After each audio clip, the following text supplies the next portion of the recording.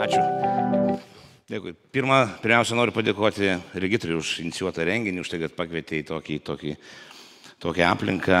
Ir gal nesakysiu, kaip jaučiasi policija. Nes kiekvienas pranešėjas turbūt pradėjo ant to, kaip jaučiasi. Nes mes šiaip dažniausiai dirbam su tam tikrom pasiekmėm jau. Ir kažkada, kada dar nebuvau taip artimai susidūręs su eismo saugumu, neteko tarnauti kelių policijai, visai galvodavau, kad Regitra turi kažkokį konkurentą, kuris išdavinėja vairuotojų pažymėjimus tiem, kurie tikrai negali vairuoti. Deja, taip nėra. Parodysiu skaidrėje, kad vairavimo instruktoriai turi tam tikrus konkurentus, kuriuos vėlgi mes bandome identifikuoti ir padaryti taip, kad jie nemokytų mūsų nei X, nei Y, nei Z kartų. Taigi, savo pranešimu norėčiau šiek tiek apginti tą Z kartą, ne tiek, kad gal apginti, bet tiek, kad palikti emociją mums visiems susimastyti, ar mes turime amžių kaltinti tą Z kartą, tą jaunatvišką proveržį, jaunatvišką norą dalyvauti eisme vairuoti, ar pasakyti savo, ką kalbėjo ankstesni pranešėjai, ieškoti būdų, kaip įtikinti tą Z kartą, kad jie saugiai dalyvautų eisme, laikytųsi tų pačių bendrai sutartų taisyklių ir neklausinėtų, kokia yra atsakomybė skiriant baudą už vienokį kitokį pažeidimą, bet žinotų, kad vienoks ar kitoks pažeidimas lemia labai skaudžias pasiekmes, tai yra žūtis ir sužalojimus Lietuvos keliuose. Vėlgi, tikrai negalime girtis apie tai, kad padarėme labai didelę pažangą, mažindami žūtis Lietuvos keliuose. Europoje vis dar esame ir šiemet esame linksniuojami apie tai, kaip padarė didžiausią pažangą. Visai, ką sakau, kad ir vienas žuvęs Lietuvos keliuose, gatvėse mums yra per daug ir turime dėti pastangas visi surėmę pečius, kad to dalyko nebūtų. Kiek mes tą galime įtakoti? Vėlgi, manau, kad galime pagalvoti apie tai. Taigi, įskaitiniai eismo įvykiai ir juos sukėlusių asmenų amžius, turbūt atkreipėme dėmesį pagal skaidres, kad tikrai didelis skirtumas yra tų pačių jauniausių, 19, 23, 25, 26 metų amžiaus, tačiau nerima kelia ir tai, kad nemaži skaičiai yra ir 35 ir 45 metų amžiaus. Nemanau, kad tai yra tie, kurie tik įsilaikė egzaminus pradėjo vairuoti. Na, vėlgi, patirtis turbūt rodo, kad jie įgyja didelę vairavimo patirtį, supratę eismo rizikas, viską, tačiau turbūt ne vietoj, ne laiku pasileidę plaukus, pervertinę savo galimybės, padarė vienokias kitokias klaidas, kurios lėmė tai, kad įvyko įskaitiniai eismo įvykiai, buvo sužaloti arba žuvo žmonės. Norėčiau jūsų aktyvumo. Su savo mobiliaisiais įrenginiais nuskanuokite kodą ir atsakykite į mūsų pateiktą klausimą. Kaip manote,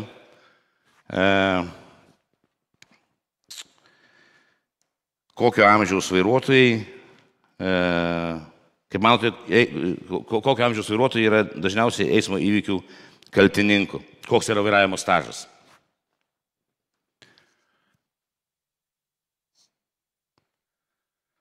Ok, kas norėjo, turbūt suspėjo. Ar dar?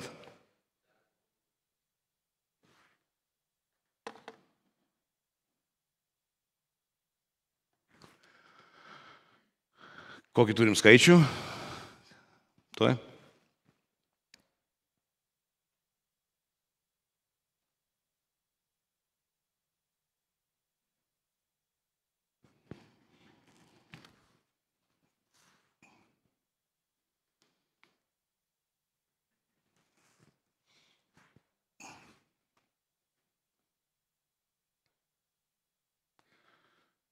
Baigim jūsų nuomonę eismo įvykių kaltininkų vyraujantis vairavimo stažas. Koks jis yra?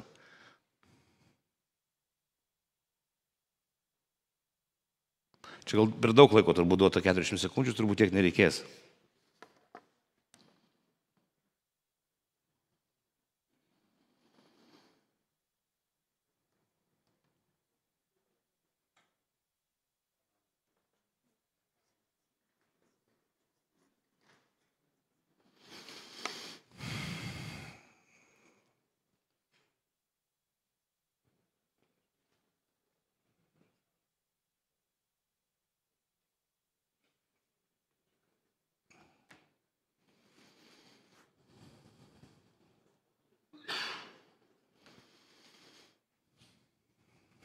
Tai gaunasi didžiausia dalis, manome, kad vairuotojai turintys 2-3 metų stažą, ne, antroje vietoje vairuotojai turintys 15. Ne 15, o... Ar galiu spausti kitą skaidrę? Dar ne?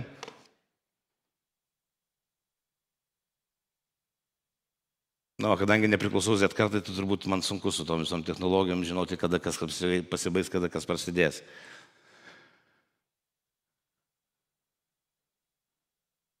Ok. Atsakymas. Vairavimo stažas. Taigi, žiūrime, kad turbūt didžiausias be abejo nuo 0 iki 1 metų amžiaus vairavimo stažas turėjom.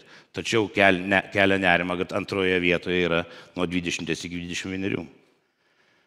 Tie, kurie tikrai turi pakankamai didelį stažą, kurie tikrai turi pakankamai didelės kompetencijas, tačiau, kaip ir sakiau, pasileidžia plaukus ir turbūt kažko trūksta.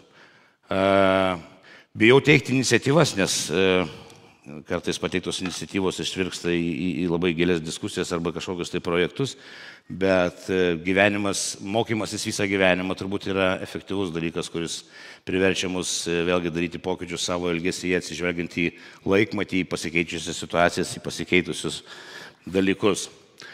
Jaunas būsimasis vairuotojas, koks jis, tam tikros charakterio savybės gali įtakoti elgesį kelyje, ne kas kitas, kaip jūs geriausiai matote, kokie ateina tie jauni žmonės, kokiais paleistais plaukais ir kaip nori visko čia ir dabar ir greitai ir sėsti prie automobilio vairo ir daugiau nieko turėti legalų be abejo vairuotojo pažymėjimą.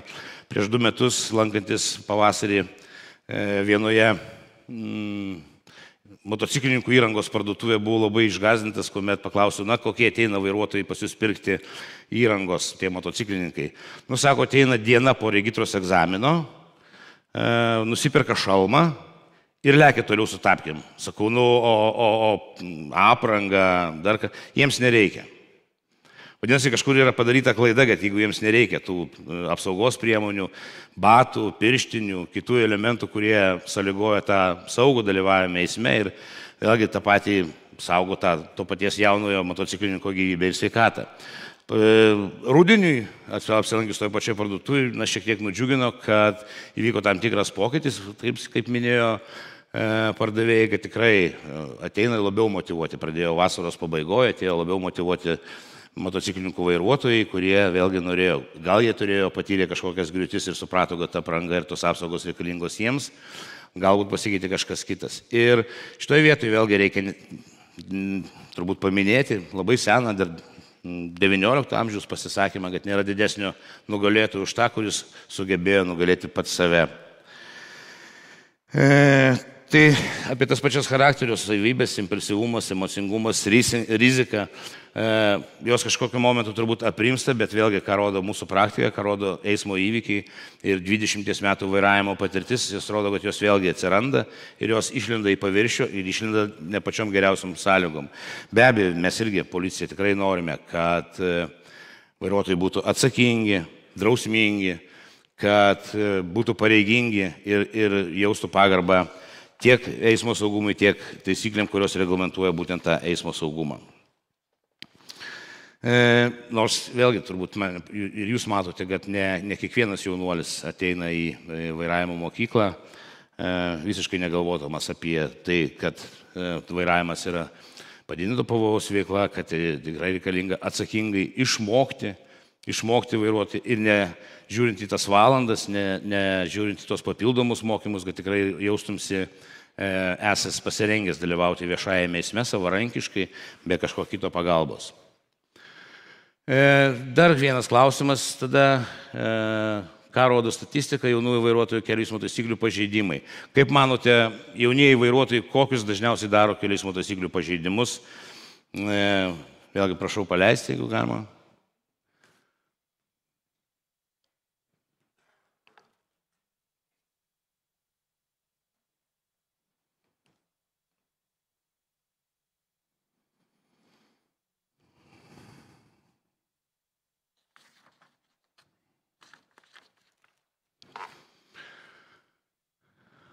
sąžiningai ir mus nustebino, ta prasme, tie rezultatai. Nes ne visą laiką skaičiuojam būtent tokius duomenis.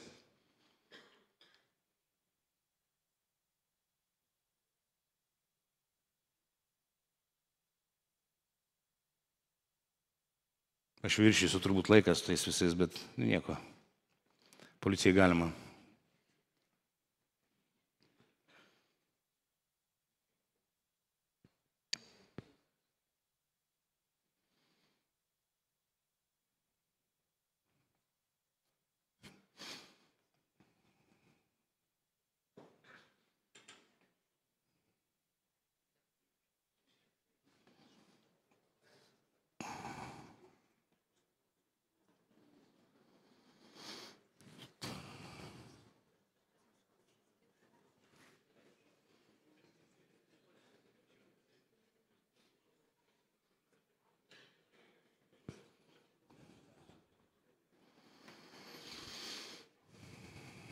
Ačiū už atsakymus. Pasižiūrime, kaip yra realybėje pagal mūsų turimus duomenis.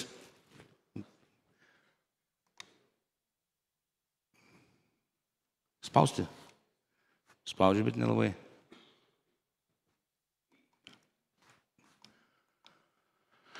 Tai va, didžiausia dalis tų jaunųjų vairuotojų nežino, nenori, neturi pinigų apsidraustis civilinės atsakomybės transporto priemonės.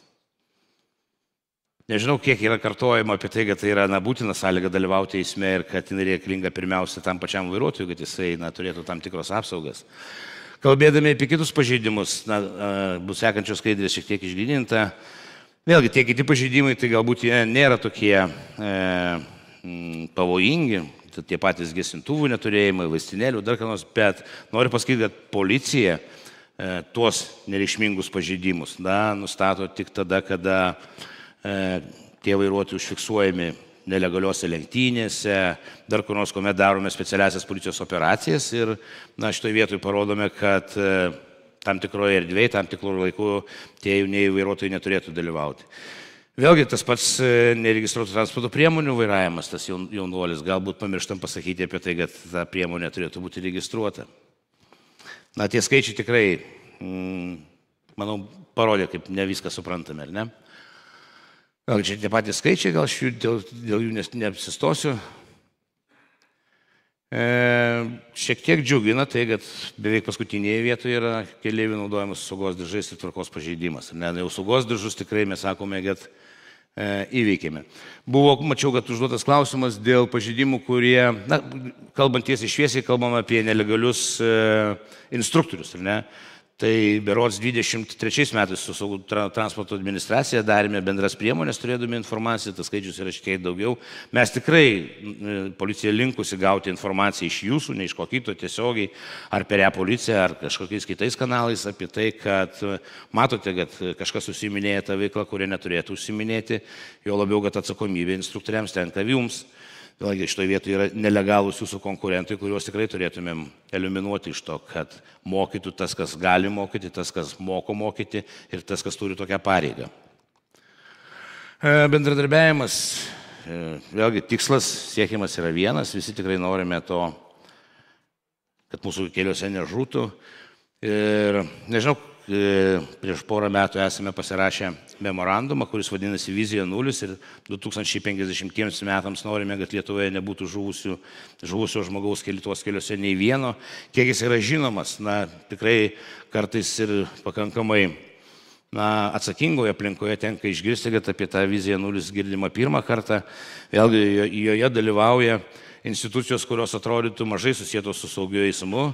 Švietimo ministerija, socialinės apsaugos, sveikatos ministerija, vidaus reikalų susisiekimo be abejo, kurios tiesiogiai yra atsakingos už tą saugų eismą, bet šitoje vietoje mes vėlgi konstatuojame tik tai, kad tik kartu suglaudus pečius, tik visos institucijos dirbdamos kryptingai, siekdamos saugumo mūsų keliuose gali pasiekti tam tikrą rezultatą.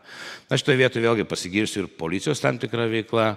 Tai yra policijos įstaigų organizuojami saugaus eismo renginiai, priemonės, turime kiekvienoje apskrityje saugaus saugaus eismo klases, kuriuose išgirstame labai įdomių dalykų iš mūsų jaunųjų eismo dalyvių, apie tai, kad saugos diržų segasi tik tai bailiai ir tėvelis niekada nesisega saugos diržo, nes atsitikus eismo įvykiui jisai negalės išlipti iš automobilio.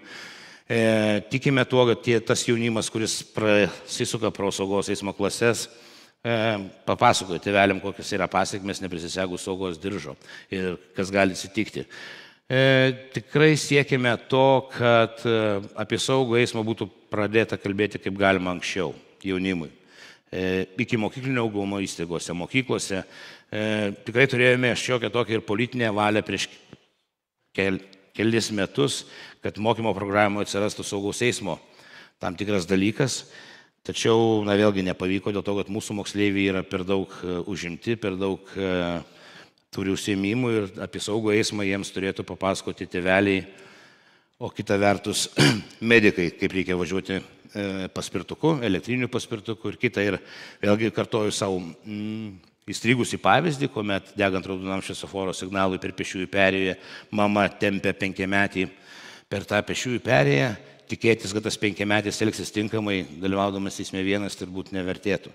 Kad jisai ateis į vairavimo mokyklą ir jį reikės perlipdyti, ar ne, turbūt taip reikės daryti. Ir vėlgi šitoje vietoje tam tikra našta tenka ir jums. Vėlgi pasigirti apie tai, kad tikrai skatiname tą saugų eismą organizuodami tam tikrus konkursus ir vėlgi šiais metais tikrai norėtume padėkoti, kad vis daugiau atsiranda socialinių partnerių, tokių kaip kelių priežiūra šiais metais mums padeda organizuoti tokį renginį, vėlgi skatinti geromis emocijomis jaunimą, prisidėti prie saugaus eismo, būti atsakingiems. Ką darome, vėlgi mokome, skiepijame, ugdome. Turbūt policija visai kas susijuoja, nors turime tikrai pakankamus pasitikėjimo gerus reitingus, jie yra dabar aukščiausiai lygyje, 82% Lietuvos gyventojų pasitikė policiją, nors esame ta institucija, kuri baudžiame, tam tikrą dalį asmenų, kurie nenori laikytis taisyklių. Ieškome būdų, kaip ne tik tai bausti, bet ir paskatinti geruosius vairuotojus. Turėjome prieš keletą metų labai neblogas akcijas Švarus vairuotojas, kuomet vairuotojus skatinome, dovanojame dovanas su partneriais, kurie neturi administracinių nusižengimų, nėra padarę kelių eismo taisyklių pažeidimų.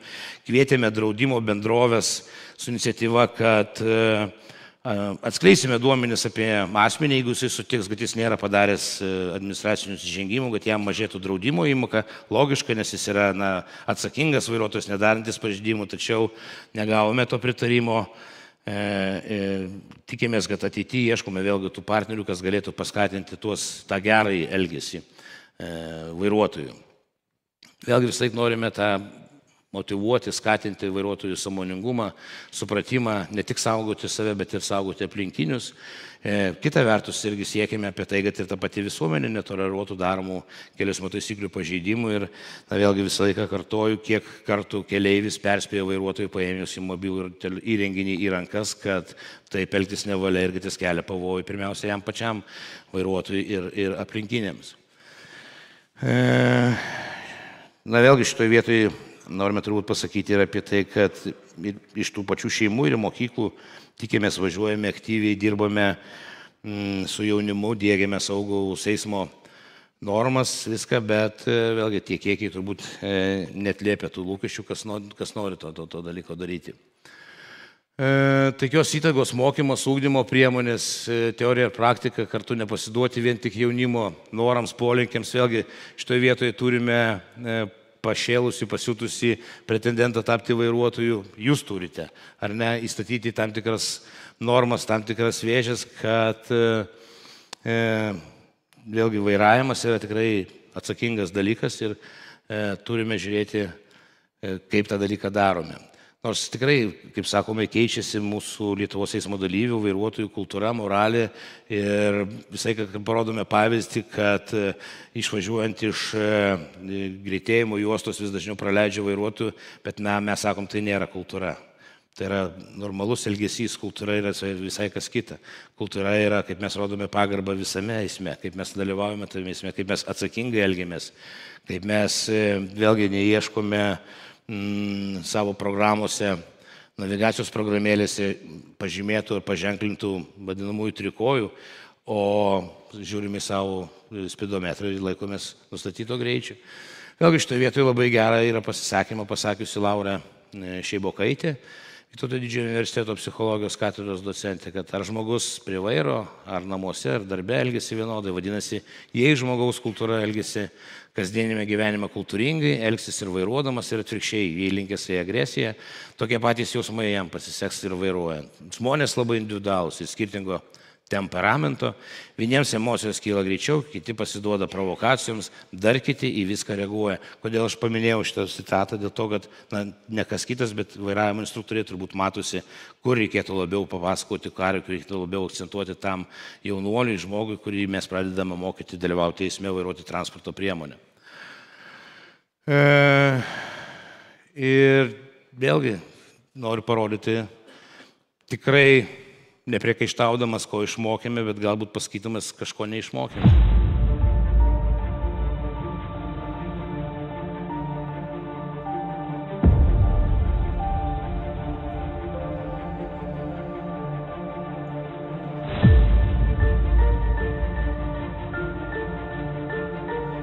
Tai nėra aikštelė lenktynių ar kažkokia treniravimas. Tai yra viešos erdvės.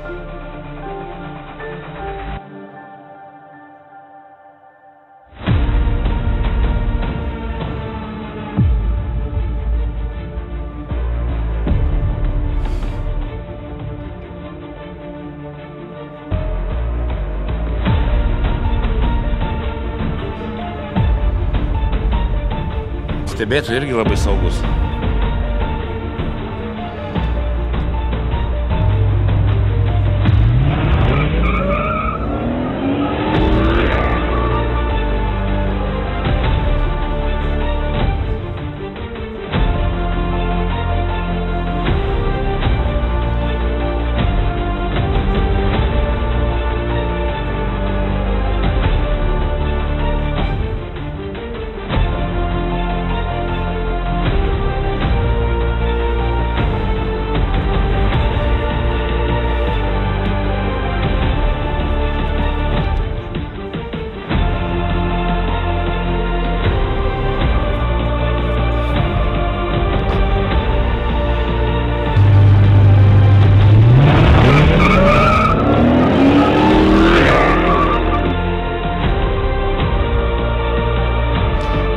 Kad čia vien tik tai jaunimas, tai ne. Ir važiuojamas tokiais automobiliais, kurių jaunas žmogus neįpirktų dar ilgą laiką.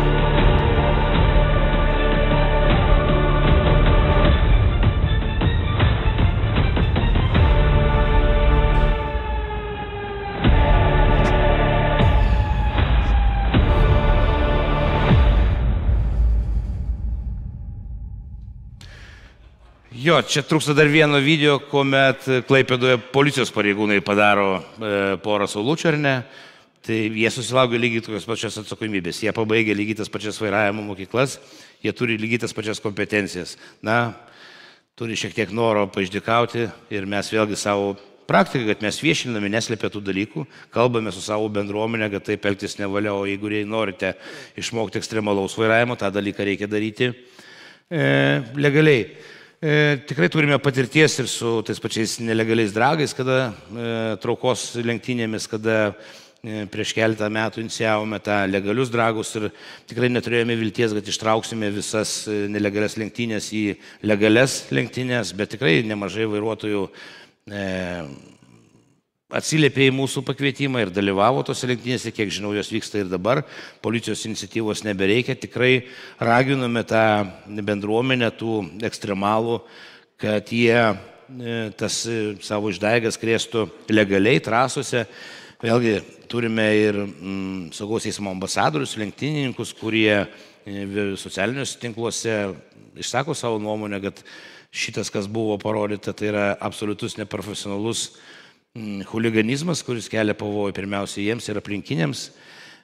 Turime virtualų patrulį, kuris tokius video stebi ir tikrai jo rezultatai yra pakankamai geri, kuomet mes pasiekėme ne visą laiką su protokolu konkrečiam asmeniui, tačiau tam asmeniui, kuris paviešina tą video ir jeigu mes negalime nustatyti faktų ir patraukti atsakomybėn, bent jau parašome laiškelį, kad tavo pasivažinėjimas baigėsi labai sėkmingai, jei tu neatsidūri ligoninė arba morgė.